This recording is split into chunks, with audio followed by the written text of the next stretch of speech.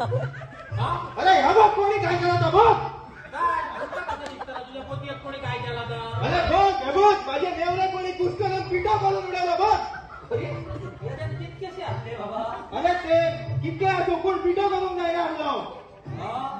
असं काय ना कोणा भुरग्याकडल्यान मात्र धक्को बी लागला असेल. धक्को लागल्यावर एक दोन नवरा फुटतात असे सगळे फुटतात.